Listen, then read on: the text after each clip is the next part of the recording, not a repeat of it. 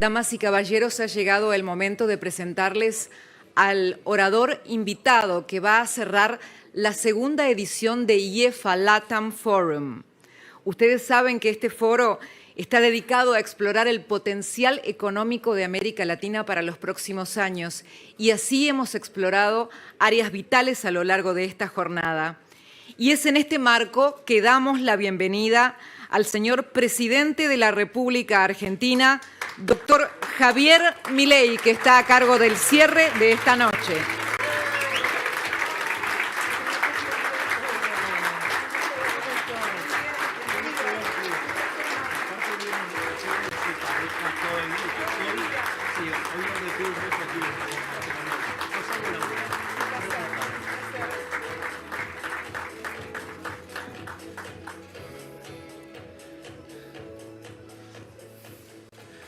Buenas tardes. Bueno, si se trata de explorar las oportunidades, claramente uno tendría que esperar a hablar de temas de crecimiento. El problema es que cuando uno se encuentra con una macro profundamente desequilibrada, crecer se hace muy difícil, casi les diría imposible. Y en especial cuando durante muchísimos años se han distorsionado los precios relativos y se ha puesto a la economía en una situación fuera del equilibrio, y esa situación hace que tratar de vivir en una suerte de boom permanente, cuando viene el boost, sea muchísimo más violento, y por eso cuando se lleva adelante la corrección de los precios relativos, lo que se genera es una retracción de la actividad y el empleo, y cuanto más violento y más prolongado en el tiempo ese proceso de sobreestimular la economía, más fuerte la retracción.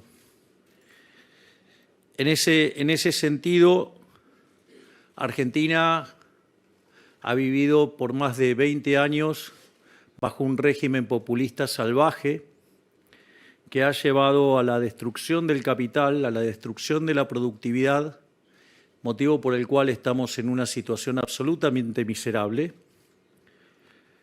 Es decir, porque el populismo no es gratis. Los salarios en dólares promedio en la década del 90 eran $1.800, y si ustedes ajustaran por la inflación americana, eso implicaría que los salarios argentinos en promedio deberían ser de $3.000, algo así como 3 millones de pesos. Y hoy, con suerte, digamos, si exagerando y poniéndonos muy optimistas, podríamos decir que son de $600, lo cual es falso porque son menores. Significa que los argentinos en esta aventura populista hemos perdido el 80% de nuestros ingresos. Es decir, esa es la verdadera catástrofe. La consecuencia de esto es que tenemos más de 50% de pobres y 10% de indigentes, o un poco más también. Esto significa que en el país que produce alimentos para 400 millones de seres humanos y que tiene una presión fiscal sobre el sector productor de alimentos del 70%, es decir, que el Estado se queda con el alimento de 280 millones de seres humanos, tiene 5 millones de argentinos que no les alcanza para comer, lo cual constituye una verdadera catástrofe. Pero no solo es una catástrofe en materia de crecimiento, bienestar, empleo, salarios, sino que la herencia era muy complicada, la herencia que recibimos. Yo voy a describir la herencia que recibimos y las medidas que estuvimos tomando durante estos 100 primeros días de gobierno. Y no es para llorar, o sea, no es para llorarla, no es para... Porque la realidad es que siempre, si hubo algo que nos quedó claro con el jefe, es que si verdaderamente llegábamos a ganar es porque esto estaba verdaderamente en una situación desastrosa, porque que un liberal libertario y que abiertamente lo dice llegue al poder es porque justamente la situación no iba a ser una situación fácil. Es decir, nos iban a dejar la cosa bien difícil, porque si no seguirían ganando los populistas. Y para que la gente despertara de la manera que lo está haciendo, evidentemente tenía que ser una situación muy complicada. Así es que casi les diría que nosotros siempre estuvimos preparados para recibir esta papa caliente, y eso lo pueden ver porque, digamos, si no hubiéramos tomado medidas rápidas, ya habríamos volado por los aires varias veces. Concretamente, cuando ustedes estudian, repasan la literatura de indicadores tempranos de crisis, cuando ustedes tienen déficit gemelos por 4 puntos del PBI, es una alerta amarilla. Si tienen 8 puntos del PBI, es decir, no solo que es alerta roja, sino que se van a pegar una piña importante. Bueno, nosotros recibimos de herencia déficit gemelos por 17 puntos del PBI, más o menos para que tengan un orden de magnitudes del desastre que hemos recibido. Es decir, con lo cual, digamos, el tamaño de la piña ahí va a ser colosal. Básicamente la herencia tenía lo peor de las 3 peores crisis de Argentina. Tenía un desequilibrio monetario que era peor que el que teníamos en la previa del Rodrigazo, en el año 75. Teníamos un desequilibrio en el balance del Banco Central que era peor que el que tuvo Alfonsín a inicios del año 89, que terminó en la hiperinflación, y los indicadores sociales peores que el año 2001, es decir, la previa de la crisis del 2002. Es decir, que era la suma de todos los males literalmente. En ese sentido, ese déficit gemelo de 17 puntos del PBI se componía básicamente de 15 puntos del déficit fiscal consolidado, donde que eran esos 15 puntos, 5 correspondían al Tesoro y 10 correspondían al Banco Central. Es más, para tener un orden de magnitudes del desastre que recibimos, básicamente, si bien durante todo el gobierno anterior se utilizó la emisión monetaria para financiar el desequilibrio fiscal por 28 puntos del PBI, de esos 28 puntos, 13 tuvieron lugar el último año. Tema no menor, si ustedes se ponen a pensar, porque la base monetaria hoy es de 2.6 del PBI, o sea, dejaron cargado una quintuplicación de los precios.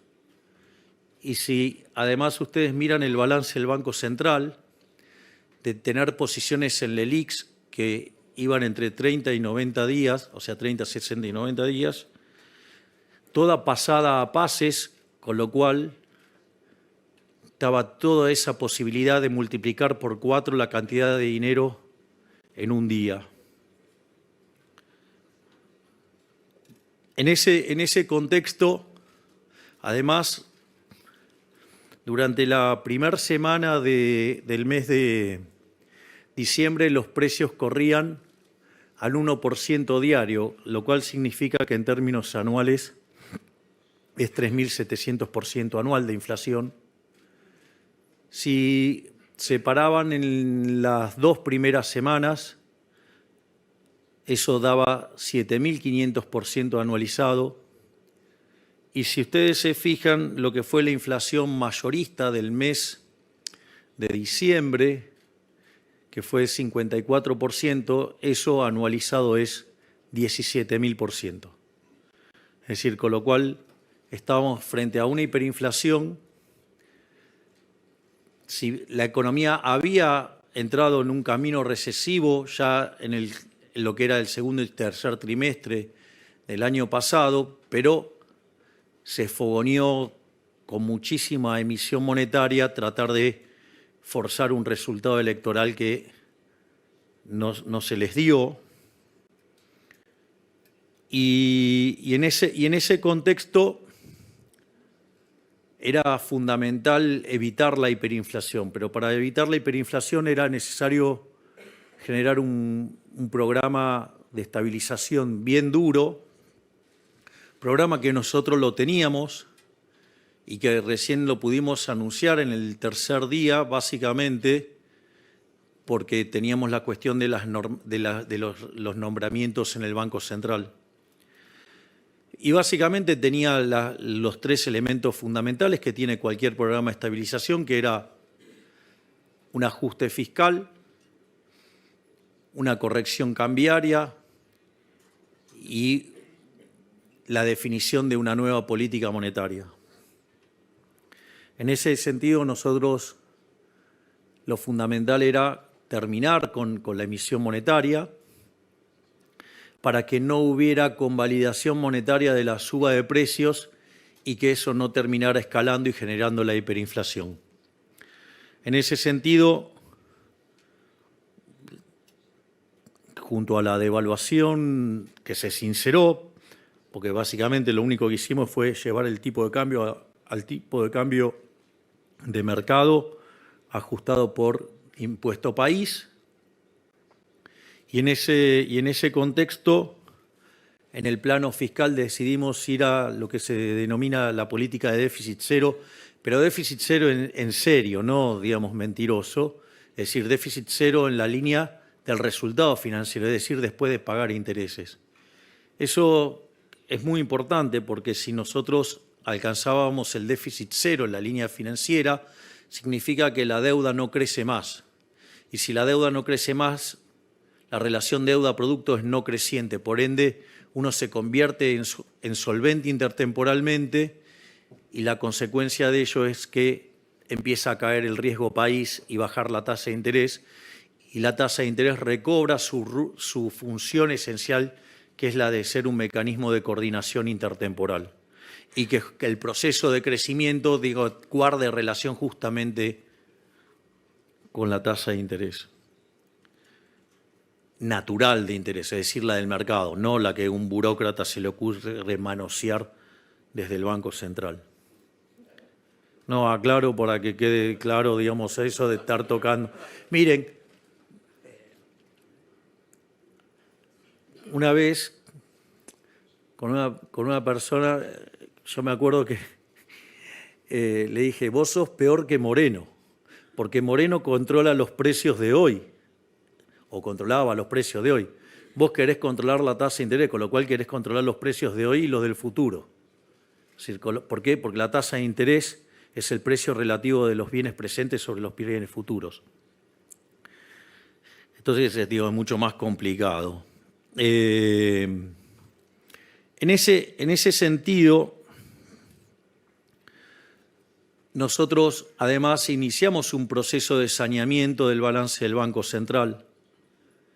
Y la realidad es que nosotros creíamos que nuestro objetivo era alcanzar el déficit cero en el año 2024. Y la verdad es que estábamos perfectamente y absolutamente convencidos de llevar adelante un ajuste fiscal, el cual obviamente tiene mucho de motosierra y tiene mucho de licuadora. Digamos, si lo queríamos hacer rápido, había que usar las dos cosas. Y hay mucho de licuadora, y hay mucho también, y mucho más en realidad, de motosierra, porque eliminamos la obra pública de cuajo, algo de lo cual estoy profundamente orgulloso, siendo que la obra pública es una gran fuente de corrupción, de robo, a la cual me imagino que toda la gente de bien debería oponerse.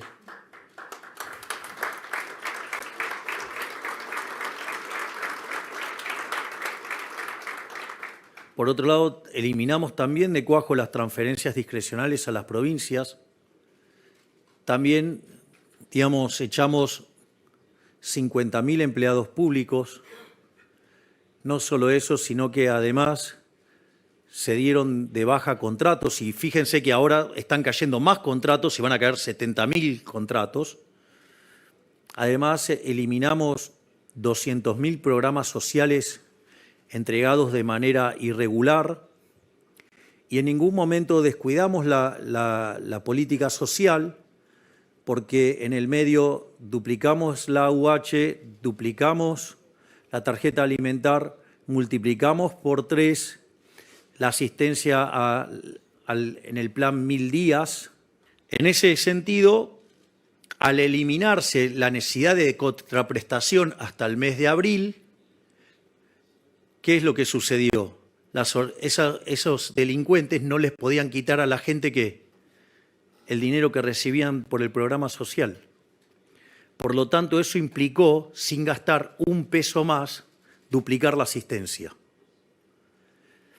Y al mismo tiempo pusimos una línea para que denunciaran los aprietes y las extorsiones de estos delincuentes y hemos recibido cerca de 300.000 denuncias y hoy hay 18.000 casos en la justicia. Es decir, van a pagar por haber apretado a la gente para que vaya a las marchas. Y es más, Berigoni nos amenazó con que iba a juntar en la plaza 50.000 personas, con lo cual evidentemente tenía pensado llevar 100.000. Nosotros desde la Nación aportamos 12.000 efectivos, no recuerdo cuál es el número que aportó la ciudad, pero fue tremendo porque había más efectivos policiales que gente porque solamente fueron 3.000.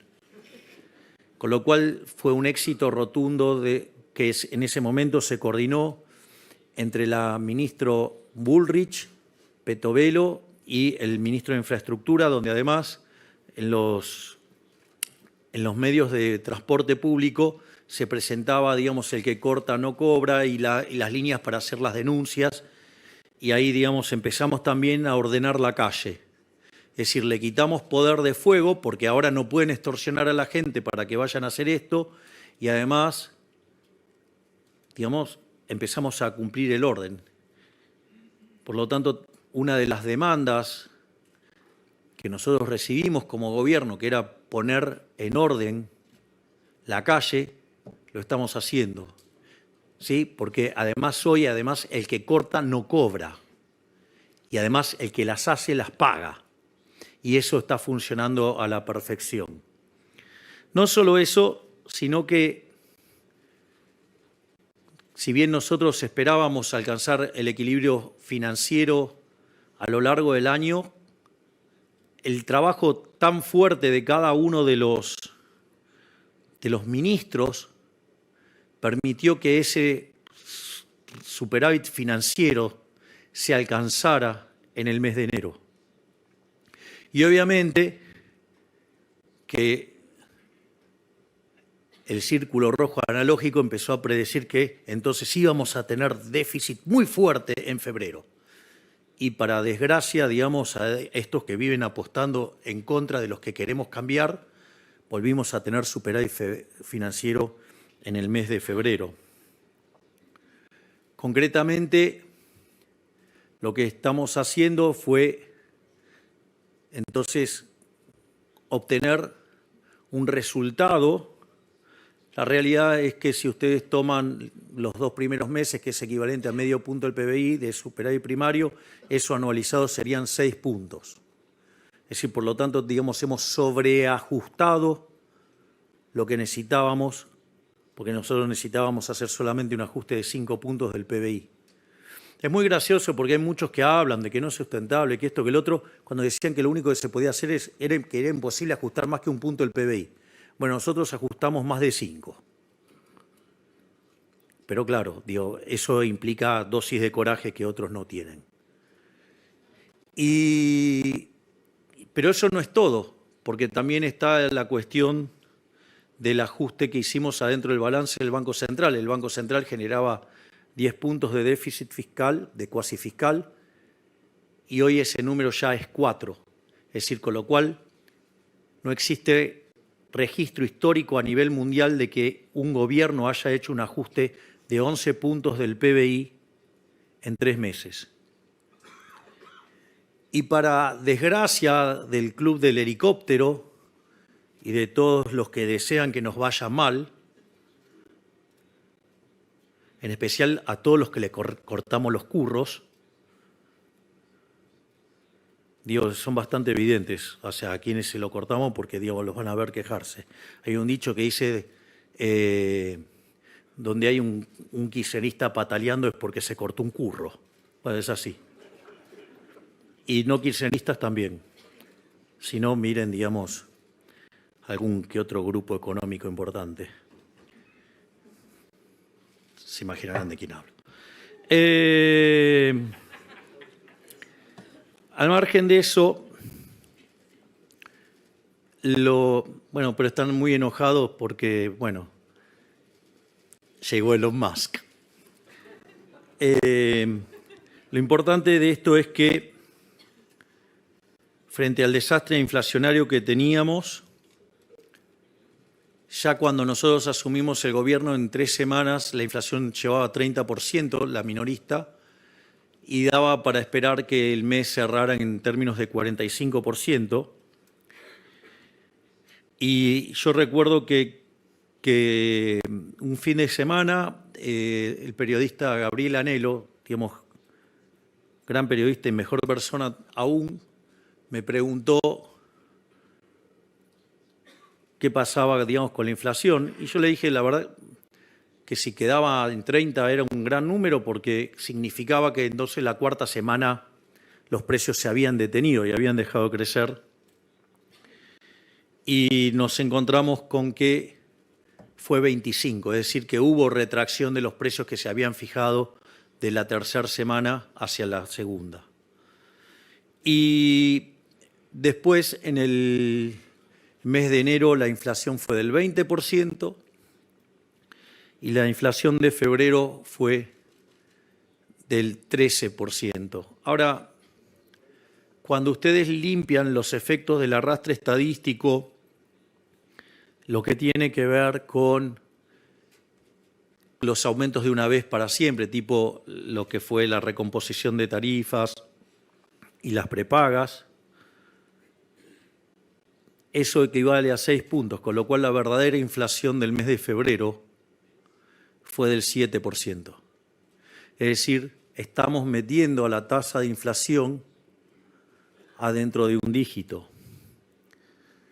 Y es más, aun cuando dejaran todos estos elementos dentro del índice, pero se pudiera capturar de alguna manera el tema de las promociones, que en realidad hay un problema de que no puede ser captado por el índice de precios, digo, porque es una fijación no lineal de precios y depende de lo que consume cada consumidor, entonces es imposible captar por el índice de precios el efecto del 2x1, el 3x2 y todas esas cosas. Entonces, hay una suerte de estimación de cuánto eso pesa, pero no se puede documentar. Y eso implicaría que si ese efecto se tiene en cuenta, a pesar de los anteriores, también estaríamos adentro de un dígito. Es más, en la 3ª semana de marzo se frenó la suba de precios. Es decir, que estamos caminando por el lado correcto en materia de política antiinflacionaria. De hecho, algunas de las críticas que nos hacen, digo, la verdad que son bastante particulares, porque, por ejemplo, si ustedes miran la evolución de la tasa de inflación, la caída a la que está ocurriendo, la velocidad de la caída, es más fuerte que la que se dio durante la convertibilidad. Cuando ustedes miran los efectos de la estabilización de la convertibilidad, hoy los precios caen mucho más rápido, o sea, la tasa de inflación cae mucho más rápido. Eso también tiene un sentido. Lo que sucede es que cuando se hizo la convertibilidad, la cantidad de dinero era endógena.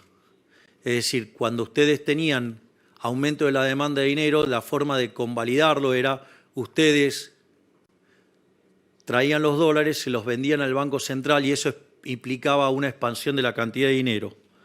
Y eso permitía que el reacomodamiento de precios relativos se dieran con precios al alza. ¿Qué pasa? Como nosotros, fíjense que desde que asumimos prácticamente la base monetaria no ha variado. Y eso que compramos 11.500 millones de dólares en el mercado. No solo eso, sino que además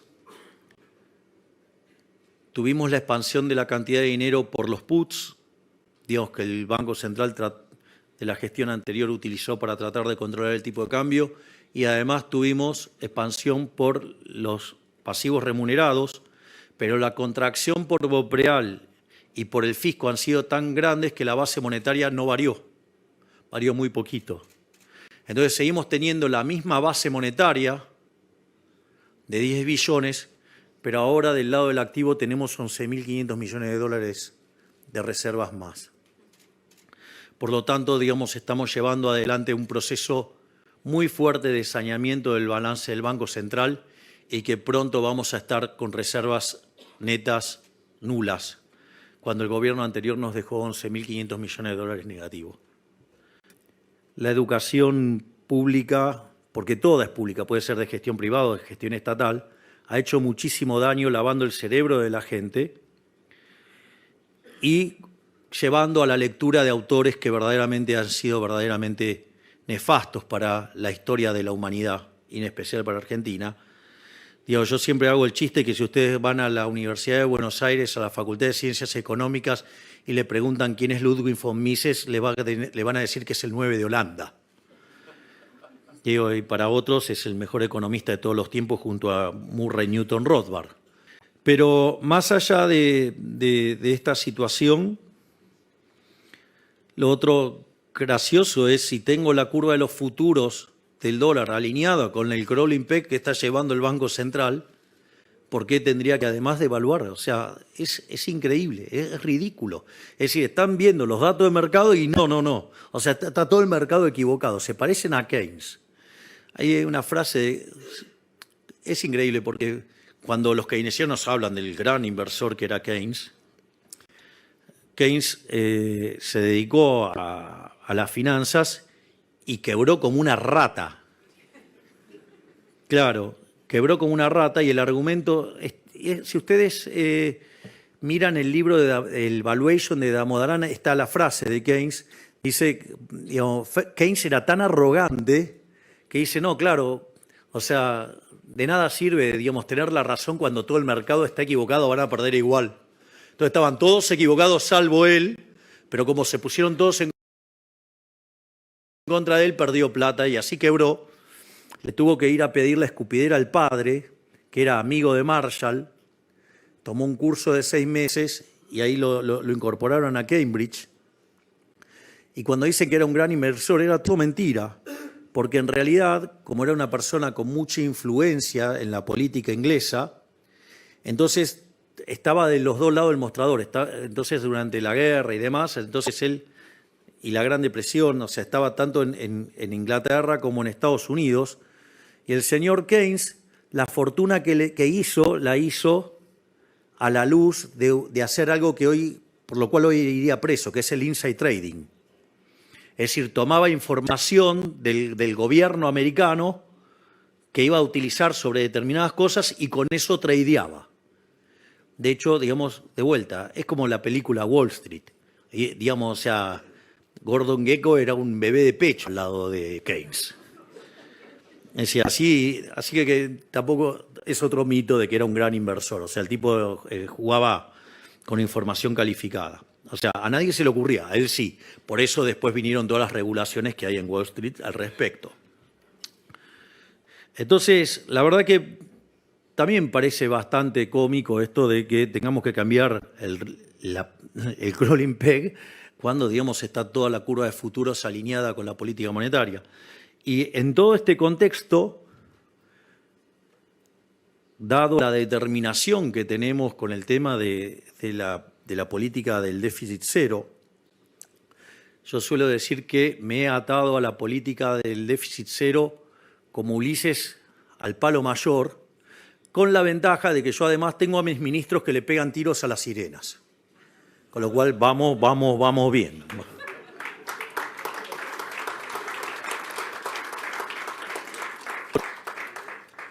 Entonces, de recibir una economía que tenía un riesgo país de 2.900 puntos, hoy está ya llegando a 1.400. Los analistas ya lo están viendo que vamos camino a 1.000. Eso no es menor porque nos abre las posibilidades de ingresar al mercado de capitales. Nos han elevado la calificación crediticia. Los bonos que costaban $18 ahora cuestan $54.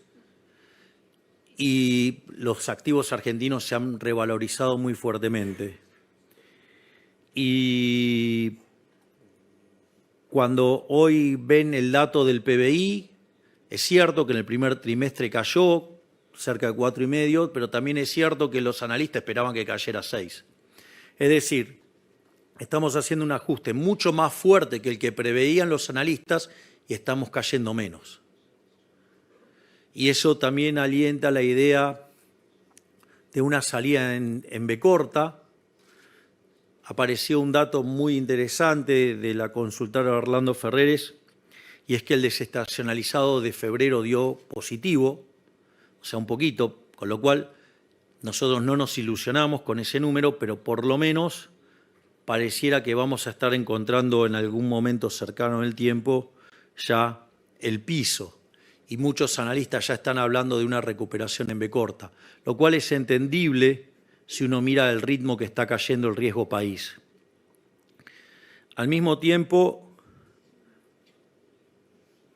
estamos trabajando en lo que tiene que ver con la salida del cepo, y en cuanto logremos terminar de sanear el balance del Banco Central, cuando podamos deshacernos de todos los pasivos remunerados y que se termine esta cosa nefasta de estar remunerando pasivos, eso lo que va a implicar es que se va a frenar la emisión de dinero por pasivos remunerados. Al mismo tiempo, otra cosa que vamos a hacer y que estamos trabajando es en una reforma del sistema financiero para ir a un sistema integrado con el mercado de capitales y construir una banca que sea anticorridas. La verdad es que hoy no sería un problema eso, porque básicamente el crédito al sector privado no financiero son 4 puntos del PBI, es decir, no tenemos sistema financiero, no hay sistema financiero. Por lo tanto, es interesante que empecemos a construir un sistema financiero que no necesite un prestamista de última instancia. Entonces, si esa reforma incluye integrar, digamos, el formato de los bancos con un formato del mercado de capitales, para que podamos ir a un sistema de banca libre,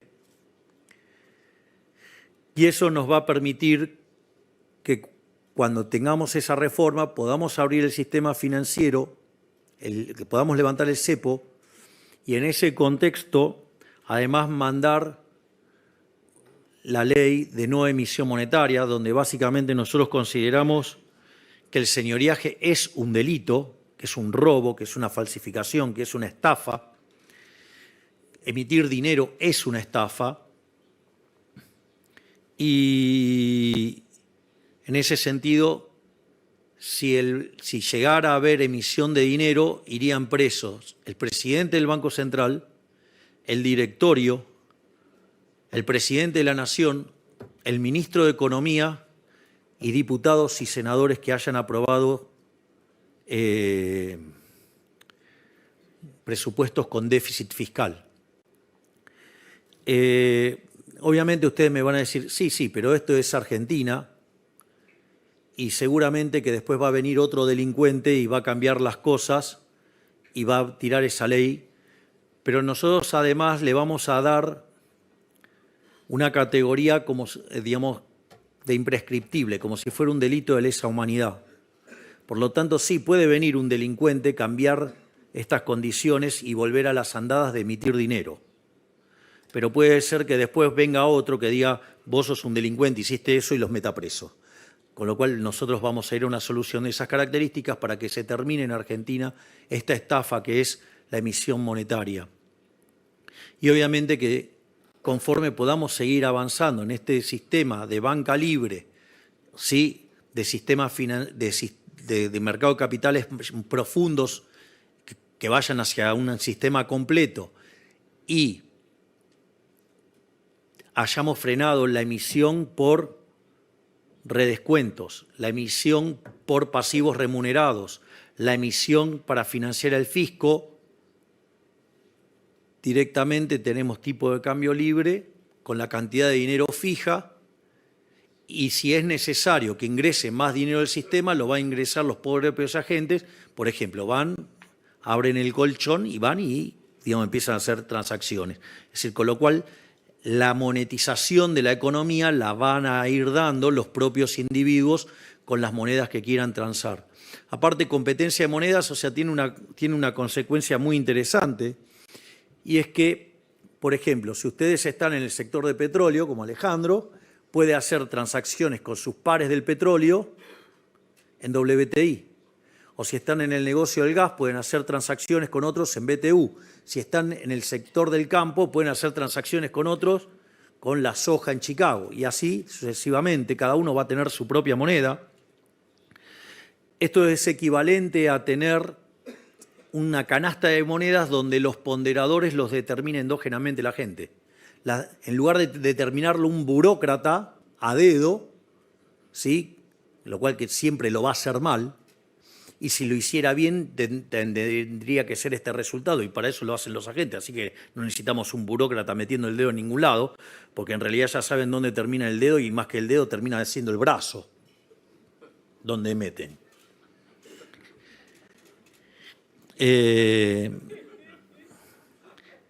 Digo, si tuvieran un negocio de vaselina estarían más felices festejando.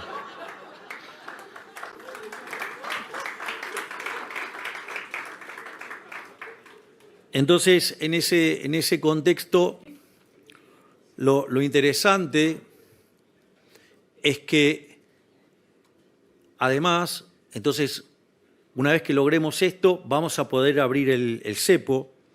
Y cuando abramos el cepo, nosotros hoy tenemos, en algún sentido, un exceso de demanda en el mercado de divisas y un exceso de oferta en el resto de la economía, que significa precios bajos de los bonos, altas tasas de interés, alto riesgo país, significa exceso de oferta en el mercado de bienes, con lo cual hay deterioro en el nivel de actividad económica. De hecho, tenemos un PBI per cápita 15% inferior al del 2011.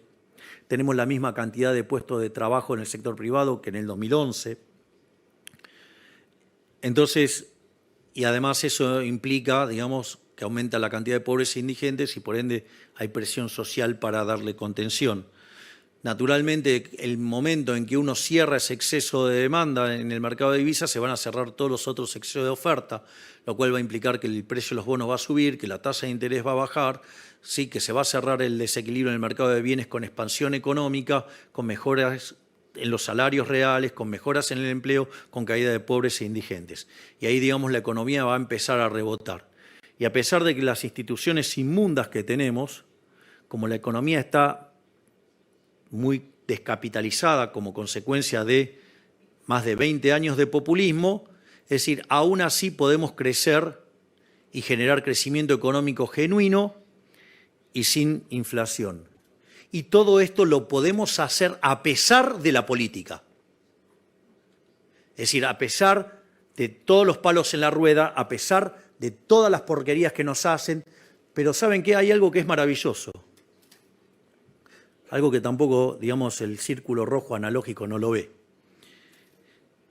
Miren, todos los DNUs que se mandaron en Argentina, todos fueron destinados a generar regulaciones, o sea, quitar libertad de mercado, hacer mercados más concentrados, regalarle negocios a los amigotes, ¿sí? curros enormes y sobre todo cercenamiento de las libertades individuales. Digo, a punto tal, digamos, recuerden lo que hicieron en la pandemia esta manga de delincuentes. Y sin embargo había gente aplaudiéndoles que nos encerraran. Ahí nadie, digamos, nadie se opuso a toda esa catarata de DNUs. Nuestro DNU es el primer DNU en la historia que devuelve libertades individuales, hace que los mercados sean más competitivos. Fíjense lo maravilloso en el tema de alquileres, ¿no? Digamos, o sea, no se podía conseguir una propiedad, nada. Se duplicó la cantidad de viviendas en alquileres. Los precios en términos reales cayeron de los alquileres. Se expandió fuertemente ahora el mercado inmobiliario durante el mes de febrero. Es decir, mire las cosas interesantes que logra el DNU, que aún sigue vigente, pero que, digamos, tuvo un traspié en la Cámara de Senadores, que, dicho sea de paso, no es tan malo, porque si nosotros solo tenemos 7 senadores y tuvimos 25 votos, tan mal no nos fue. Hay una mejora, es decir, hay gente que está apostando al cambio, pero obviamente, como esto también toca curros de la política, evidentemente, como los políticos no quieren ceder sus curros, no quieren ceder sus privilegios, no quieren ceder nada, entonces prefieren hundir en la miseria a los argentinos con tal de mantener sus privilegios de casta. Por eso voltearon el DNU. Y esto es muy interesante porque si yo le hubiera dicho que en 2 meses, 3 meses íbamos a poder ordenar el espectro ideológico argentino, ustedes me hubieran dicho que estaba loco. Y después de lo que pasó con la ley de bases y lo que pasó con el DNU, es maravilloso en términos de principio de revelación. Dejaron todos los dedos sucios. Están por un lado los orcos, que son orcos, no pueden esperar otra cosa, digamos, que comportamiento de orcos, porque son orcos. Está la gente que verdaderamente quiere el cambio y están los farsantes delincuentes que dicen que quieren el cambio, pero en realidad se disfrazaron de querer el cambio, pero son tan delincuentes como los orcos, pero les da vergüenza estar con los orcos. Entonces, digamos, se esconden dentro de las formas y todas esas cuestiones, pero en el fondo son la misma porquería que los orcos. Y eso fue muy interesante porque quedó en evidencia. Tanto la votación en diputados, en los artículos en particular, como en el Senado el otro día, los dejó en evidencia. Hoy ustedes tienen que con el voto quedaron claros quiénes son los que están en contra del progreso, quiénes son los delincuentes, quiénes son los que están a favor del curro y del robo y que están en contra de devolverle la libertad a la gente, que están en contra de que haya mercados competitivos y que están en contra de dejar los curros para que para que devuelva la guita a la gente. Es decir, entonces es maravilloso porque en 3 meses terminamos sacándole la careta a estos delincuentes. Y eso también es muy interesante porque no les va a ser gratis en la elección de medio término. Los van a pagar con los votos, esos delincuentes se van a quedar afuera. Y eso nos va a permitir que en las elecciones de medio término hagamos una elección muchísimo mejor que la que hicimos el último año. Y eso es interesante, porque ahí vamos a tener otra composición del Congreso y todas las reformas que no hayamos podido meter ahora las vamos a meter en ese momento a partir del 11 de diciembre del 25 y además le vamos a meter las 3.000 reformas que están pendientes y que no podemos sacar por este conjunto de delincuentes que son la máquina de impedir, que quieren que continúe el statu quo donde ustedes pagan la cuenta y ellos se benefician. Por lo tanto, digamos, soy muy optimista respecto al futuro, porque estamos logrando un montón de cosas a pesar de la política. Y eso, además, la gente lo está viendo. Esto es muy interesante porque, a pesar de que estamos frente al ajuste más grande de la historia de la humanidad, el 70% de los argentinos reconociendo que están peor, hay datos muy importantes. El primer dato importante es que cuando nosotros asumimos solo el 20% de los argentinos creían que de un año hacia adelante iban a estar mejor. Pero en enero ese número trepó a 30, en febrero trepó a 42 y hoy el número es 50%. Es decir, pese a que estamos peor en el presente, el 50% de los argentinos están convencidos que de acá para adelante vamos a estar mejor. No solo eso, el 70% de los argentinos están convencidos que vamos a lograr derrotar la inflación, donde 50 puntos de ellos creen que lo vamos a hacer en el primer año y 20 creen que lo vamos a hacer en el segundo año. Y cuando ustedes además miran lo que está ocurriendo en términos de una palabra que represente el sentimiento de los argentinos, la palabra que aparece con mayor fuerza y domina fundamentalmente es esperanza. Es decir, la gente tiene esperanza, la gente está viendo que vamos a salir. Es decir, hay luz al final del camino y la gente la está viendo a pesar de que hoy la está pasando mal. Se dio cuenta que el populismo no lleva a ningún lado. Se dio cuenta que la solución es abrazando las ideas de la libertad. Y eso no es menor. Si hoy fueran las elecciones en un balotaje, hoy estaríamos sacando un 58%, es decir, sería 58-42. Estamos, en lugar de más 12, estamos más 16. Y cuando ustedes le preguntan a ese grupo, digamos, a quién votaría en primera vuelta, votaría por La Libertad Avanza con 48%. Es decir, mejoramos el caudal de voto en un 60% respecto de lo que obtuvimos. Y eso significa que con eso solo ya ganaríamos en primera vuelta, porque la segunda persona en intención de votos es la señora Cristina Fernández de Kirchner con 20. Pero no solo eso, hay 10 puntos que si vamos por el caso más rudimentario, mitad y mitad, 48 y 5, 53. Por lo tanto, lo que quiero decirles es que hay esperanza. ¿Saben por qué hay esperanza? Porque la gente se despertó. Decidieron dejar de ser corderos y decidieron ahora ser leones. Por lo tanto, hay esperanza porque los argentinos están abrazando las ideas de la libertad. Por lo tanto, no solo que yo les voy a decir que vamos a estar mejor, ellos ya saben que vamos a estar mejor. Por lo tanto, Argentina sí tiene futuro, porque ese futuro es liberal. Muchísimas gracias.